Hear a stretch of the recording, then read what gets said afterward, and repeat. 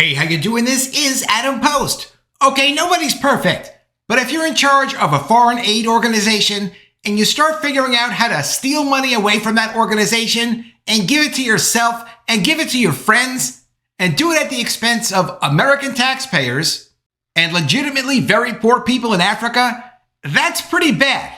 And that's what looks like happened here, according to a series of articles from the Daily Wire. From the Daily Wire, Foreign Aid Office, who resisted DOGE, took secret payments after steering Africa money to a friend. You're not supposed to steer money to your friends when you work for an agency. Let the people who are supposed to get the money get the money. Also from the Daily Wire, African Aid Agency used foreign pass-throughs to hide money that went to DC staff. A foreign pass-through is like a corporation you would set up in a foreign country, because the agency received taxpayer money that it was only allowed to send to foreign entities in Africa. That was the whole purpose of the organization. So according to the Daily Wire and according to filings, these guys set up foreign corporations overseas so they could send money there that would then get sent back to them in DC. That's a really wrong thing to do if these guys really did this. And that gets you prosecuted. Also from the Daily Wire, aid agency pushed officials' for-profit pyramid scheme on poor Africans. Executives at the Foreign Aid Agency lived lives of luxury while abusing staff, according to employees. A foreign aid official who refused the Department of Government Efficiency's access to his agency's financial records may have had a reason to keep auditors out. He steered illicit contracts to a friend who sent him secret payments, according to a law enforcement affidavit obtained by the Daily Wire.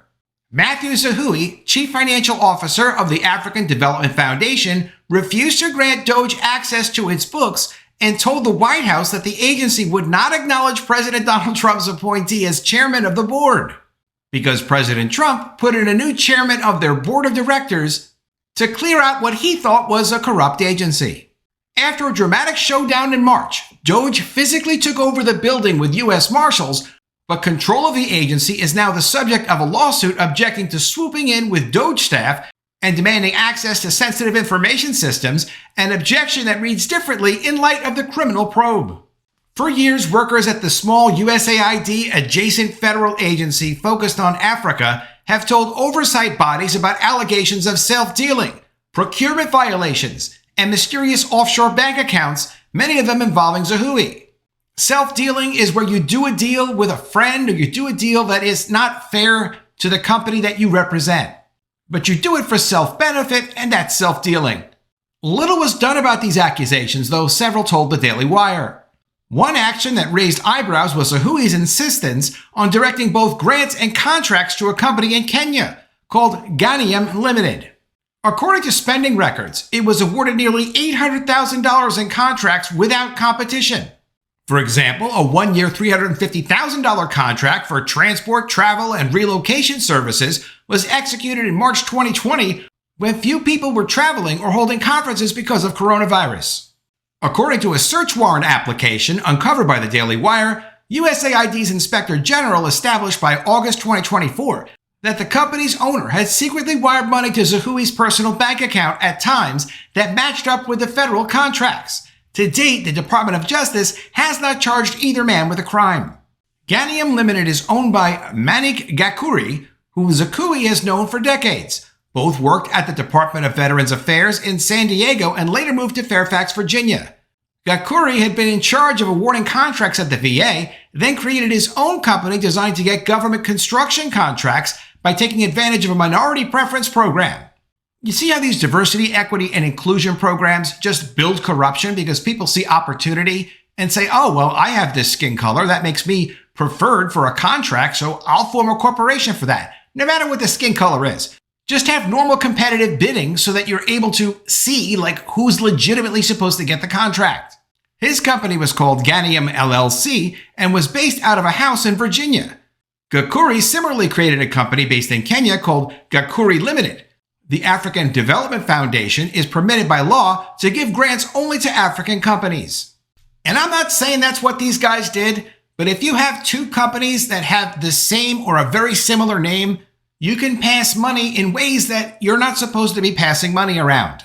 In January 2024, Inspector General agents interviewed Zahui about the Ganium contracts, and he acknowledged having known Gukuri personally since 1999 and having been to his apartment. What are you doing in his apartment?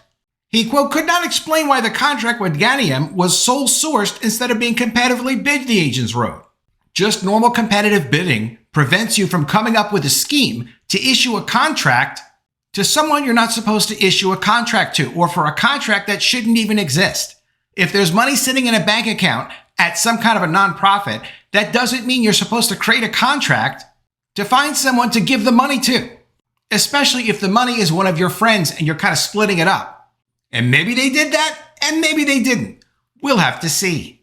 Zahui, who was named Chief Financial Officer of the federal agency after he declared bankruptcy and had his house foreclosed on, acknowledged to investigators that the travel contract was executed after COVID had already shut down travel. Usually, if someone personally declares bankruptcy, you would not make them the chief financial officer of a federal agency or a nonprofit, because a chief financial officer is supposed to be responsible for a lot of other people's money.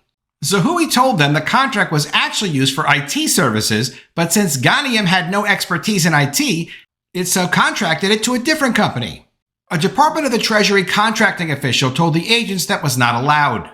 Zahui continued to give more contracts to Ganium without competition, which he justified as saying he was lazy and didn't want to find a new vendor. Zahui stated that he did not receive any direct or indirect benefits from Gukuri, according to agents. Lazy is not a good defense. You do have a responsibility as a chief financial officer, especially because you're getting compensated. You're being paid to do that job. You can't just say, well, it was easy to just give my friend's company the contract every time, even though it was no bid, even though they had no expertise in doing it. Then why would you give somebody a contract for something they don't know how to do? But in February 2024, the agent seized Zahui's work phone and examined a subset of the data.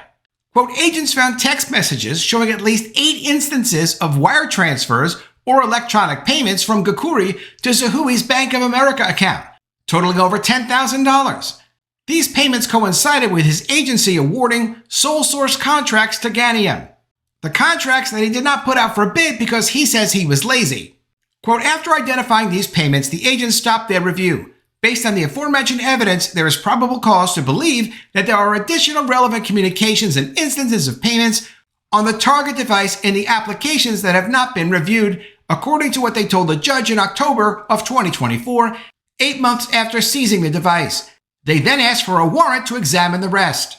On November 4, 2024, the day before the presidential election, they executed the search warrant. This February, President Trump fired the African Development Foundation's board members, and then its CEO, Travis Atkins, resigned. A 3-person committee, including Zahui, took over the duties of CEO. That's where DOGE comes in. On February 21st, DOGE demanded immediate access to USAF systems, including financial records and payment and human resource systems. But Zahui stalled them.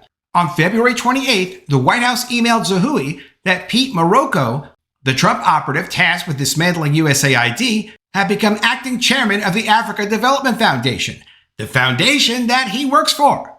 Zahui told the White House that agency staff would not honor the appointment because Marocco had not been confirmed by the Senate. When DOGE returned, staff locked the doors and refused to let them in, creating a dramatic showdown according to a lawsuit filed against DOGE by the now-fired board. DOGE eventually gained access to the building using U.S. Marshals and put the staff on leave. In an interview with the Daily Wire at his home, Zahui said DOGE changed the locks, but they didn't know about a back door, and he gained access since the takeover. What are you doing, Zahui? He acknowledged that he selected Gukuri's firm because of their personal relationship and said Gukuri moved to Kenya before COVID.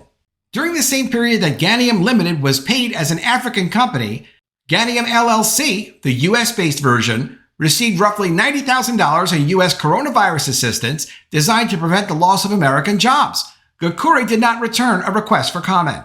Zahui told the Daily Wire that Ganium performed IT services during COVID instead of the travel services advertised on contracting documents.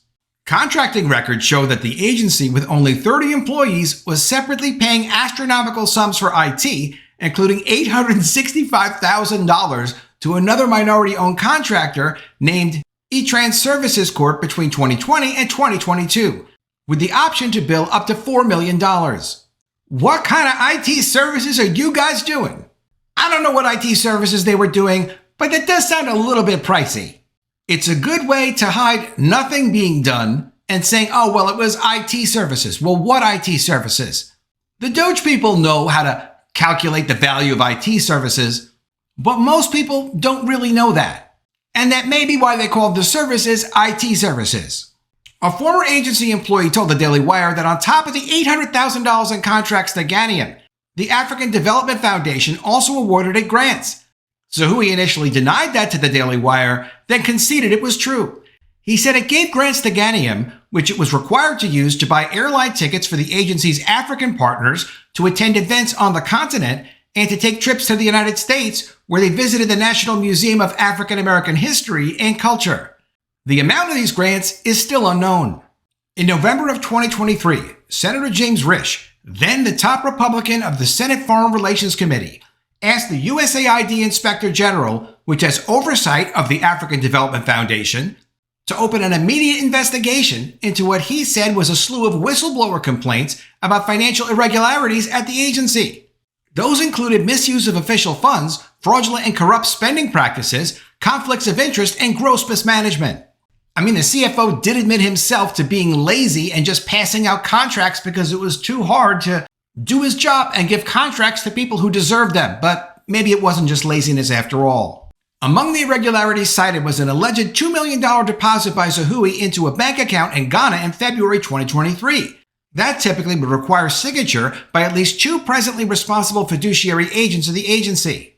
Quote, this also may explain why a senior USADF official was unable to account for major financial discrepancies included in the agency's fiscal year 2024 budget request. In an internal videotaped interview obtained by the Daily Wire, Regional Portfolio Manager Jeff Gillio, who was tasked with supervising projects in Africa, said, quote, a lot of these projects, we never actually saw them. They were managed by the CFO's office directly. For example, he said, he asked for information about a grant in the country of Mauritius and was told, quote, no, because there might be some other information in there that people don't need to know about being run by finance. That's not a legitimate response. Zahoui strongly denied to the Daily Wire that there was a $2 million deposit. He said it was true that there are accounts throughout Africa with money sitting in them, some in countries where the agency hadn't been active in years. He said that he also traveled to open and close such bank accounts, but that the money was still all accounted for. Quote, we've not operated in Guinea for a long time. It's been more than 8 years now, but the bank account is still there. There's still money there. When we attempted to transfer those funds to the U.S. Treasury, it didn't work. We tried 3 times, he said. I went to Botswana, I close it, I take the money out, I went to Swaziland, I close it, and the funds are accounted for today. I couldn't bring it here because I couldn't so we put it where we transfer them in an account and we call it ADF. I forgot the name, but we have an account in Kenya. That doesn't sound credible at all. I don't know this guy. This is the first story I've done in relation to this specific guy. But I don't like these answers, and I hope he's got better answers if they get a more serious investigation. Because to say, hey, look, there's money in another country. Yeah, we tried to get the money, but we kind of couldn't get the money. So we just said, oh, well, the money's just there, whatever. And then we went on and did something else. And you can't blame me because that's not legitimate. And here's another African country you've never heard of before. And we're going to send another $1 million there. And, oh, well, we don't know what happened to it, so don't worry about it. And I flew out there and then I came back. That's not good. Quote, we call it funds outside of Treasury, he said, adding that he planned to help Congress locate the money, but that he hadn't pointed it out to DOGE because no one had made contact with him. According to his 2022 to 2023 financial statement, the agency had $9.7 million held outside Treasury. When you're a C-level executive, C is like chief, that's what the C stands for, CEO, CFO. CFO in particular, if you're involved with something and there are millions of dollars, and the millions of dollars are not accessible for the company that you're working with, CFOs are well aware it might look like they're stealing the money. So if legitimately they're not stealing the money, but the money is just somehow trapped, that's something they would very carefully document, even a private organization.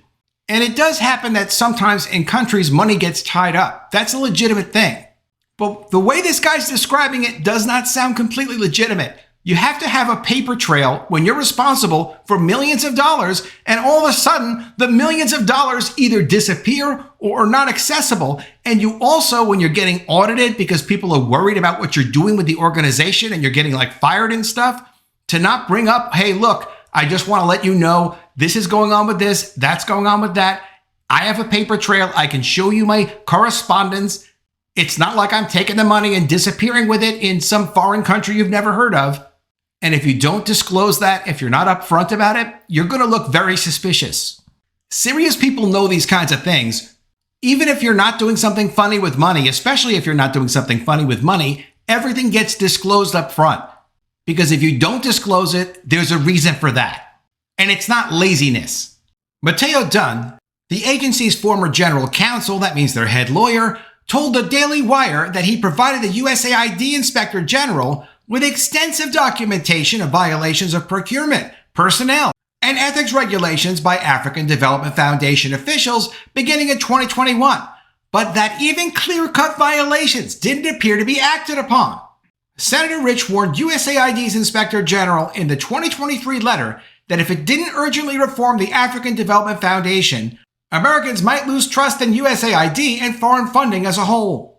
Quote, development assistance plays an important role in U.S. foreign policy. Turning a blind eye to alleged fraud, corruption, and mismanagement in any single development agency or program would undermine the credibility of U.S. developmental assistance across the board, he said.